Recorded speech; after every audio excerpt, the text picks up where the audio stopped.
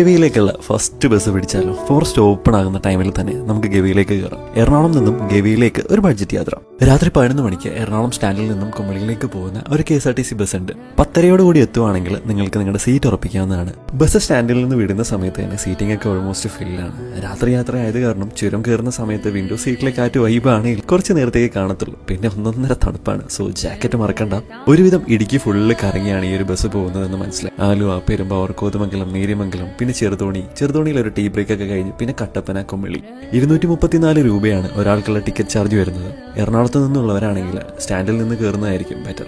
കോടയൊക്കെ വകഞ്ഞു മാറ്റി കുമളിയിൽ ഒരു 4:15 ആകുമ്പോഴത്തേക്കും ബസ് എത്തും. അവിടെ നിന്ന് ഒരു കട്ടനൊക്കെ കുടിച്ച് വാഷ്റൂമിലൊക്കെ പോയി വരുമ്പോൾ ഗവിക്കുള്ള ആദ്യത്തെ ബസ് അവിടെ ഉണ്ടാവും. 5:15 ആകുമ്പോഴത്തേക്കും ബസ് അവിടെ പിടിച്ചിടും. 5:30 ആകുമ്പോൾ സ്റ്റാൻഡിൽ നിന്നും ബസ് വിടും. ഒരാൾക്ക് 208 രൂപയാണ് ടിക്കറ്റ് ചാർജ് വരുന്നത്. 6 മണിക്കൂറോളം കാട്ടിലൂടെയുള്ള യാത്രയാണ്. ടിക്കറ്റ് എടുക്കുന്ന സമയത്ത് ഗവിക്കാണോ പത്തനംതിട്ടയ്ക്കാണോ എന്ന കൺഫ്യൂഷൻ വരാൻ ചാൻസ് ഉണ്ട്. 2 ഓപ്ഷനാണ് ഉള്ളത്. കാട് കഴിയുന്ന സ്ഥലത്തിനടുത്തൊരു ചെക്ക് പോസ്റ്റ് ഉണ്ട്. അവിടെ ഇറങ്ങിക്കഴിഞ്ഞാൽ പത്തനംതിട്ട സൈഡിൽ നിന്നും വരുന്ന ബസ്സിൽ കയറി തിരികെ അതേ കാട്ടിലൂടെ ഒന്നുകൂടി കാടൊക്കെ കണ്ട് തിരിച്ച് കുമളിയിലേക്ക് വരാം. അതല്ല, എറണാകുളം കോട്ടയം സൈഡിലേക്ക് പോകാനുള്ളവരാണെങ്കിൽ പത്തനംതിട്ട ഇറങ്ങുന്നതാവും നല്ലത്. അത്യാവശ്യം നല്ല ദൂരം ഇരുന്ന് ഒരു പരുവമാകാനുള്ള ചാൻസ് ഉണ്ട്. അധികം സമയം എവിടെ നിർത്തില്ല. മാക്സിമം 5 മിനിറ്റാണ് ഒരു വ്യൂ പോയിന്റിൽ നിർത്തിയത്. ടിക്കറ്റ് എടുക്കുന്ന സമയത്ത് തന്നെ ഫുഡ് വേണ്ടവർ അഡ്വാൻസ് ആയിട്ട് പറയേണ്ടതാണ്. കണ്ടക്ടർ ചോദിക്കുന്നതായിരിക്കും.